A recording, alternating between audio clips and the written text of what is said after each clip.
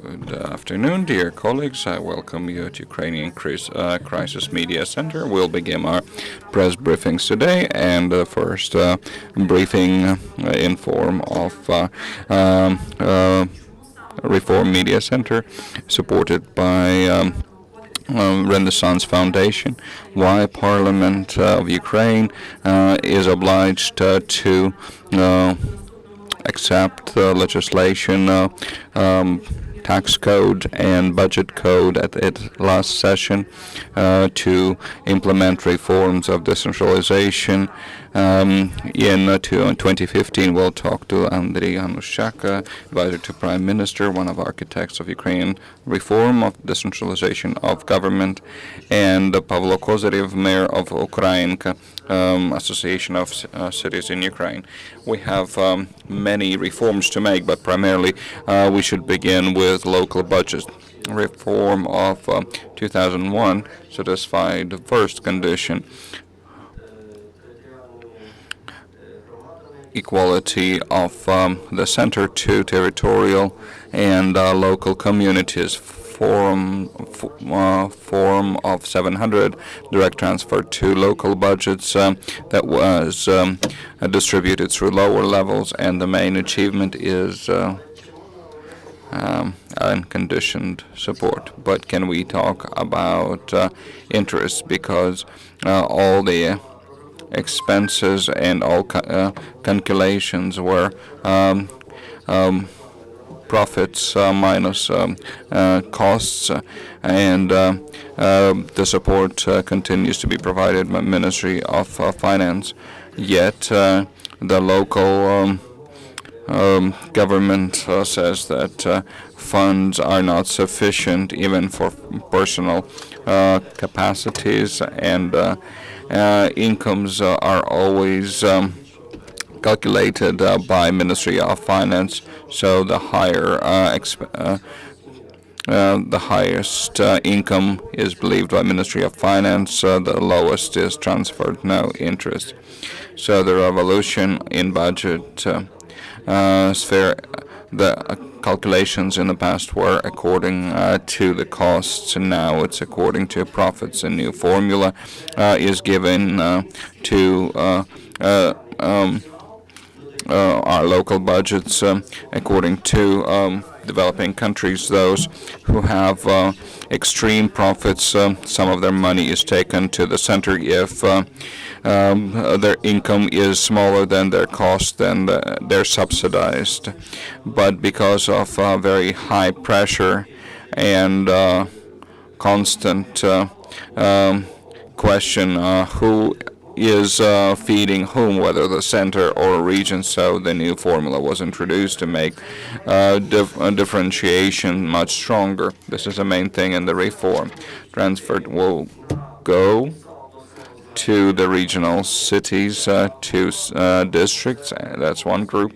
Then second group are regional budgets, and transfers would be made following the principle of solidarity. Those who have extreme profits would have some of their money taken, and those whose costs are higher would be subsidized. And also Ministry of Finance will help. Our budget of development is not based on united cost. We are giving the norm that is existing in European Union in framework of European integration. Not less than 10% of general fund income should go to renew general assets and upgraded budget of development. That's another thing. The Treasury is irritating everyone, but our extraordinary situation forces our Treasury to act the way they do, but it's very logical to move the funds of special resources to budget of development, and the planning of fund distribution should be done better. And it also regulates relations with contractors and subcontractors because they require payment immediately. So the Treasury will take care of local budget in their current costs, but the budget of development has right.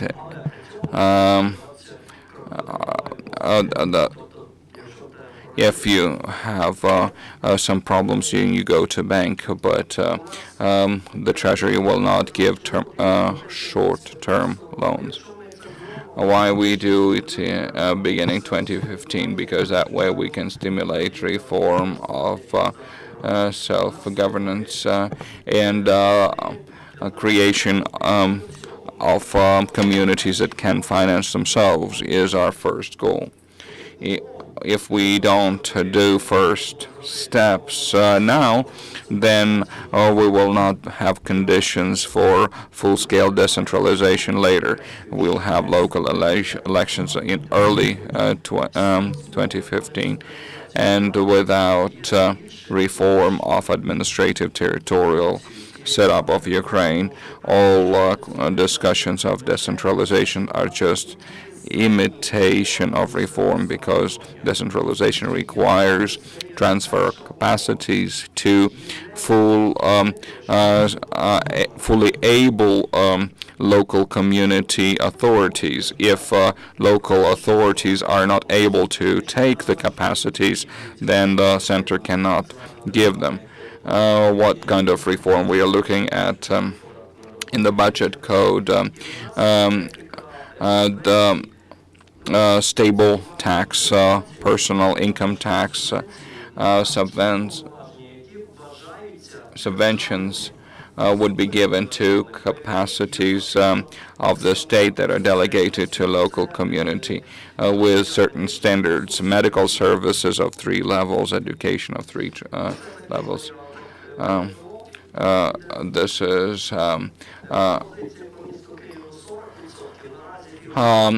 income tax suggestion, so budget of city for local and regional capacity, and if all the taxes are directed to Kiev, then all companies will be registered in Kiev and all taxes will go to Kiev. So this is how the subventions will be done. We have 5 types of subventions.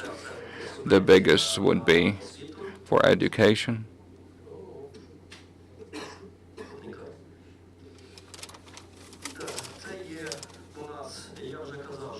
As I said, we have direct subsidizing and reverse subsidization. This is educational subvention, and there is obligatory reserve.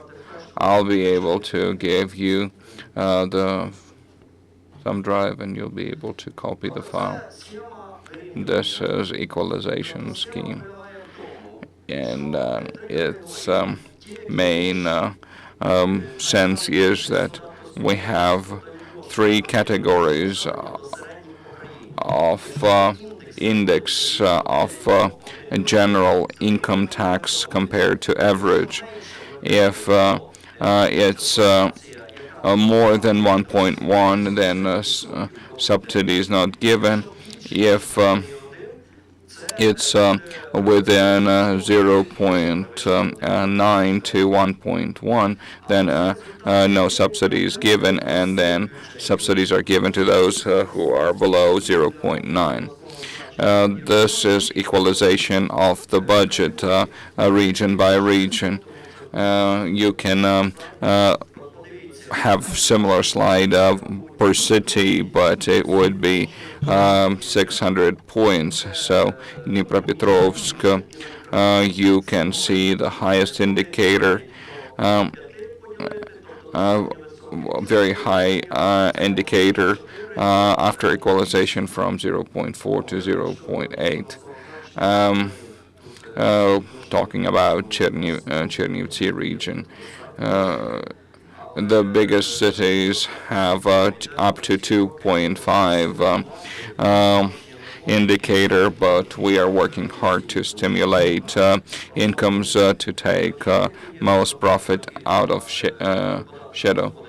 The most income we can receive is from personal income tax.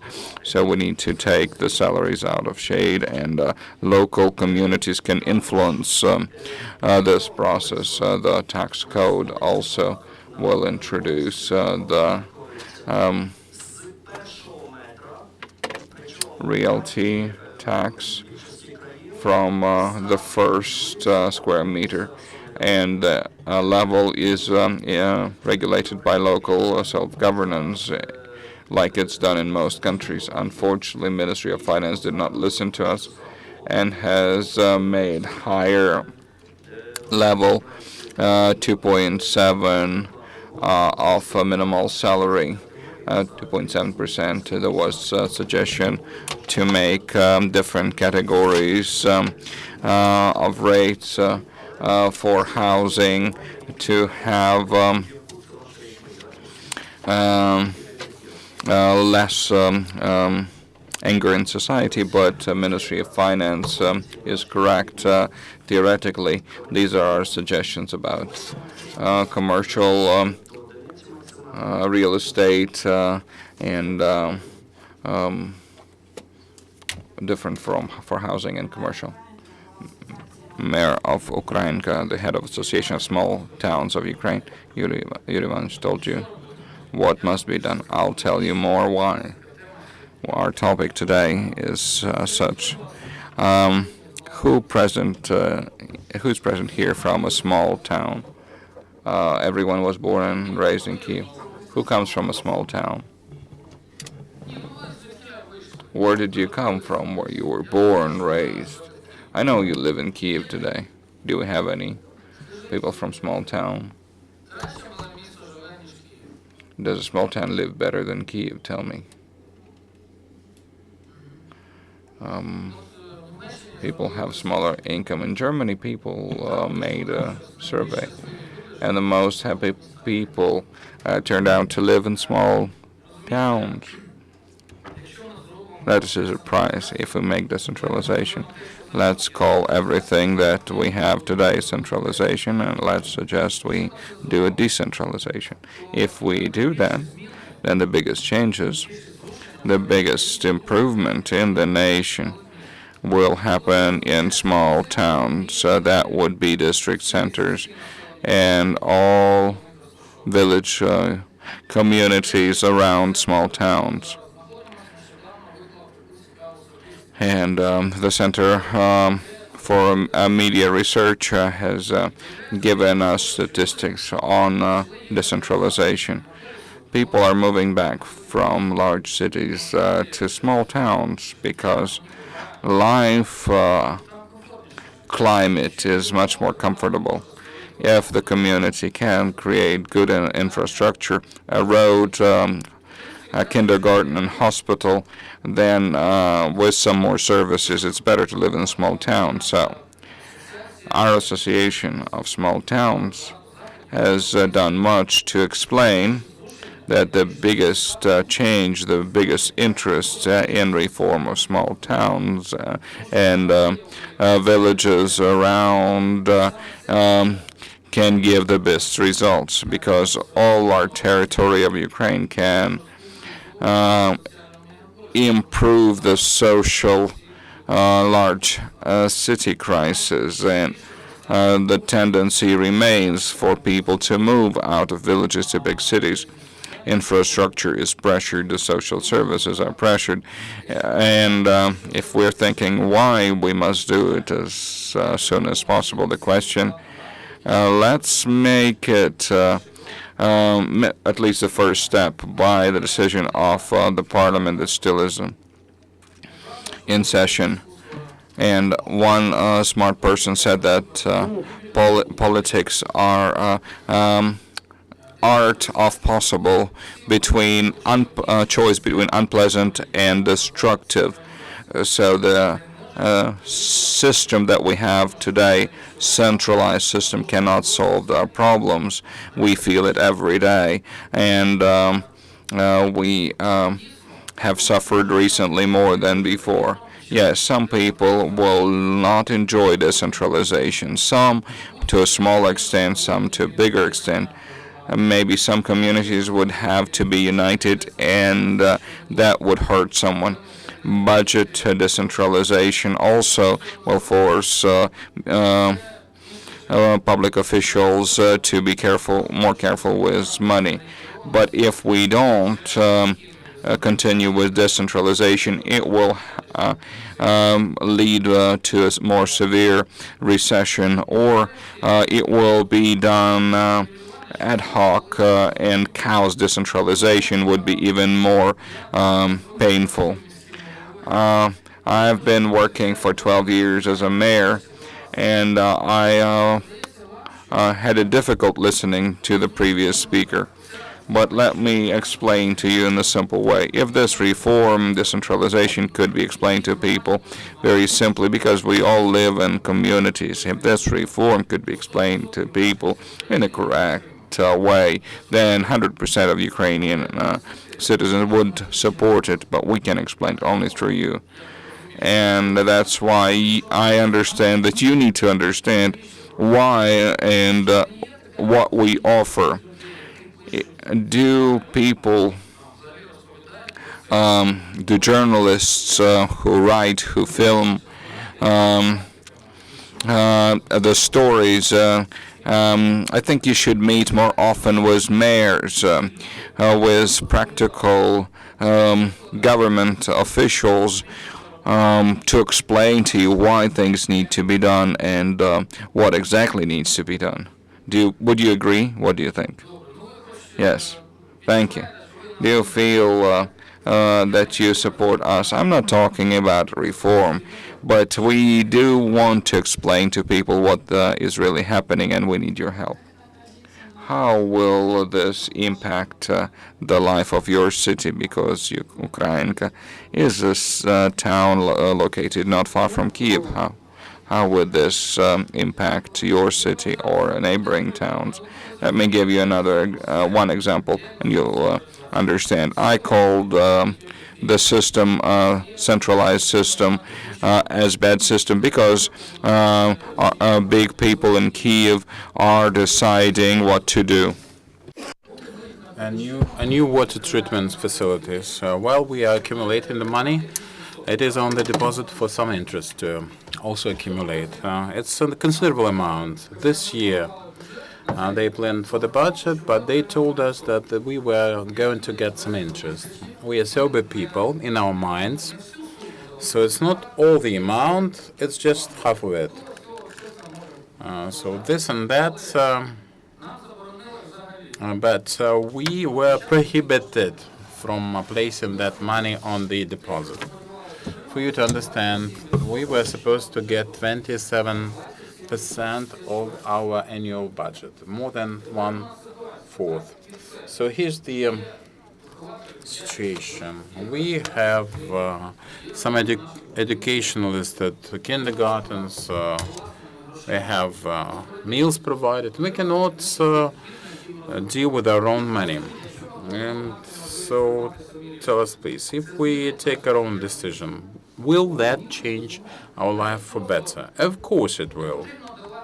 So we should not do this with subsidies the first stage. So this will untie our hands and will progress somehow anyway. So we have some questions from the audience, I suppose. Oksana Malachuk, Ukrainian Crisis Media Center, to Mr. Ganuschak. This is a follow-up to the consultations with the immediate stakeholders. All the calculations, all the proposals are based on what research for the reform architects. So they have to base their architecture on the shoulders of some previous surveys, market surveys, social surveys. When you offer certain percentage, certain digits, what do you use as a basis? I belong to the category of very happy people because I did the very first reform back in 2001, the budgetary reform that I criticized at the beginning of my previous intervention. A big body of statistical data. It's the budgetary sphere, and there we have to work with all the data. In 2005, when I started doing administrative and territorial arrangement, that wasn't because I wanted to change the sphere desperately, but because it was impossible to solve the budgetary issues mentioned by Mr. Kozyrev without formation of the operational bodies. So we need all sorts of municipalities, village settlements, towns, rayons, easier to district, all the statistical data several times, processing, simulation, analysis of budgetary decisions in different countries of Europe at different points of time, our predecessors. I didn't expect myself that proposals would come from the Ministry of Finance. It's a very conservative entity traditionally, and we had to adjust that because the approaches were right, but realistically it was all about detail, and the devil is there. So with such calculations, we cannot say that it's difficult because the statistical database is not that huge. It's just simulation of different scenarios. 60% of the expenditures, everything getting down to the second basket or so-called. So you're responsible for everything or next to everything, and the central agency have nothing to do with that. That was balanced with the resources, and the resources were based on that calculation of 60% of that tax. This is for preschoolers, first of all, the preschool education, culture, athletic or sports, social assistance. It was all done from that revenue part. So that was done previously, but they also had certain compartments subsidized where the state is responsible for the subventions. The Ministry of Finance didn't do that based on the norms of social protection. Such calculations we do need. So far, they haven't taken that into account, and there they want activity of sectoral ministers. And sectoral ministers won't touch it with a budge pole because, in that case, planning becomes mathematics, and after that, this policy you do give to that and don't give to that. That is all over. So we cannot do that. So where we have mathematics, we end politics or manipulation with politics. To Mr. Kozyrev, can you not listen to the Ministry of Finance and arrange this tax on real estate in a different way? Arrange the collection. And another question, what will you do if the power plant that you have operational in your town is stopped because there's no coal to fire it? Thank you. Will you have the funds to make up for it? I'll start with the latter question. Some people think that life is a chat show, money in your pocket till the point when you have cold heaters and it's minus 20 outside. So it's not a problem of a town budget. We had that strategy, and in the strategy we wanted to do something to become a poly industrial city, not mono industrial. So it wasn't a deathly threat, but heat comes only from a working turbine. If the turbine is stopped, we have no other source, no alternative source. And there's another. There are problems bigger than salaries when you have no heat in its winter season out of the doors. As to the former question, that was about what makes official different from the public. Public, they can do everything that is not prohibited, and functionaries can do only things that are allowed for. No mayor or his staffer can do anything outside of the laws, regulations, and so on. If it says there that this tax is collected in such and such a way, then this is done in exactly that fashion. Mayors cannot do that at the gunpoint.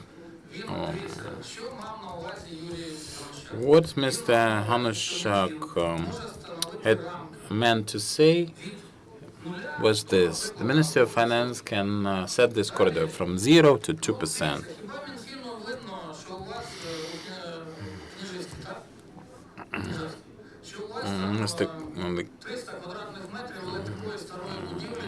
We have 300 square meters of a dilapidated building. They cannot see that from the Ministry of Finance. Local council decides that the mansions pay more and dilapidated houses pay less, like Ukrayinka town. 40 years ago, they built that. There's smaller houses. It cannot be like the same kind of area, but a private affair built 5 years ago. So the local community is authorized to decide who and how will be taxed, and the same is true with the commercial real estate. If you want to develop green or whatever other tourism, they can decide that some people do not pay anything, and there will be some stimulus for the investors to come in. It will be like it's just an example. So the city council, they do not decide how to do that. They decide on the range. And Vladimir Groisman is right saying that it is not by names, like you and your neighbor, but by categories. So it's either territory or some. You cannot say that this hotel pays, this does not pay. It's we want to stop tourism. We can make all them pay or none of them pay, but it should be equal for the same category of operators. The rates as they are regulated, and this should be true for all the countries with local self-governance. Without that, there's no local self-governance as a notion. According to the public law, the tax should be sensitive. Only after that they start demanding something. 15 hryvnias, it should be essential. They cannot pave anything, all the pitfalls for that kind of money. For the money, nobody likes taxes. This is universal, but nobody likes shabby territories. And from the philosophical point of view, people pay with more willingness local taxes, because for the local taxes you can easily make people answerable. Now about there's advantages for the subjects where you cannot design that, for the categories in terms of state of dilapidation, also zoning, and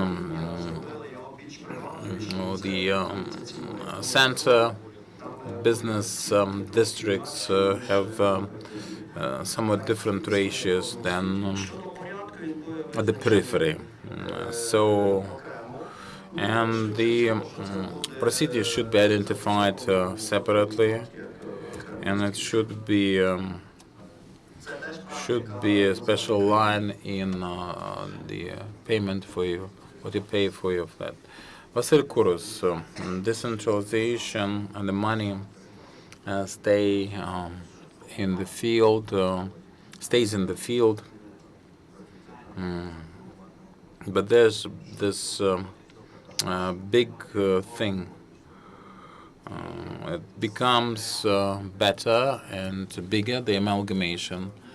So we amalgamate everything, and it is voluntary amalgamation. And then people elect their elected officials. We know how to elect them and how to withdraw them, and they have to think, because before that, that was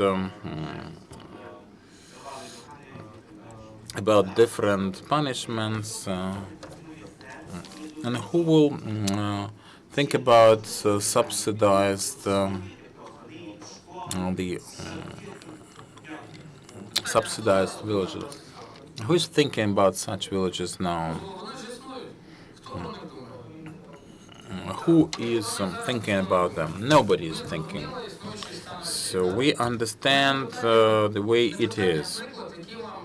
So we will understand why we should amalgamate. Decentralization is focused on transfer of power down to the grassroots level, the community level. People do that. So this is like a heavy weight, and if with this bar we give it to some weak person, there won't be any go. So for the people like police, district police inspectors, and the traffic police, people who are responsible for local policing, they should be funded by the local funds. So in a village with 300 dwellers, can you afford such a police? And have we seen any district inspector in such a village firefighting, not by inspectors?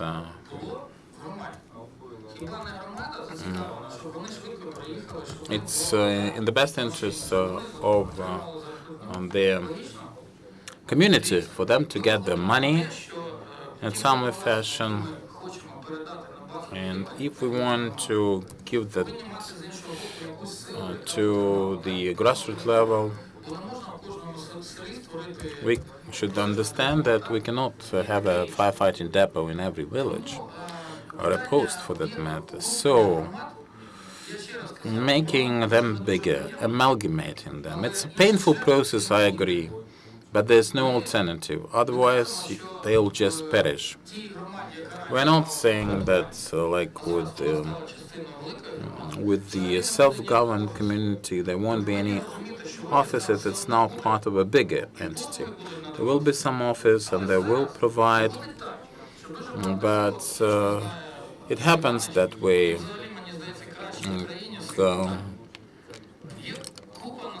Yuriy knows it better. There's a set of communities with the local secretary accounted. There's no kindergarten, no community center, no anything. And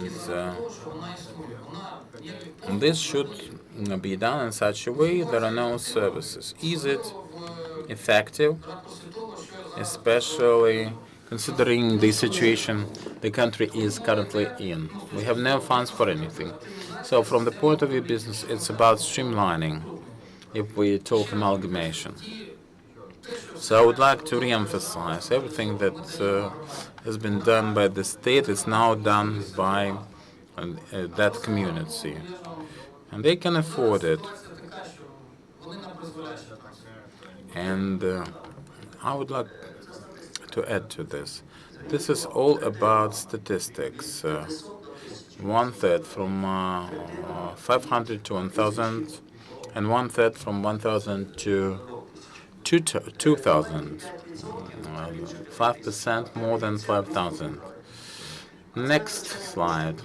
This is spendings. In green, we have the apparatus itself. And what we have for beautification is here. But the self-governance is classical. This is beautification management of the territory. This is done by the municipalities with more than 5,000 dwellers. So we have another position with the budgetary entities. If we talk about Poland, I can tell you about this. It never happens that they have no school in a gminas. So now we can say that they are there. I'm talking about all the database, the general sample, 11,000. So generally we can say that lower than this threshold, we have no local self-governance. Now about this. This is 95% of the services are provided at the district level, not the municipality level. Everyone is aware of that. So the community is 2.5 times less than a district, a rayon. This is this territorial entity around Ukrayinka town, the town of Ukrayinka. Obuchiv, Ukrayinka, and Kozyn community. So all the services that we have, 21 kilometers. Is it better or worse? We get the services close, approximate them, because the services are provided to by the people who are elected officials. And we are providing some additional resources to such people that they had for decentralization, and the communities that we will find and that will be united in that system. Unfortunately, we have no time for that anymore. That's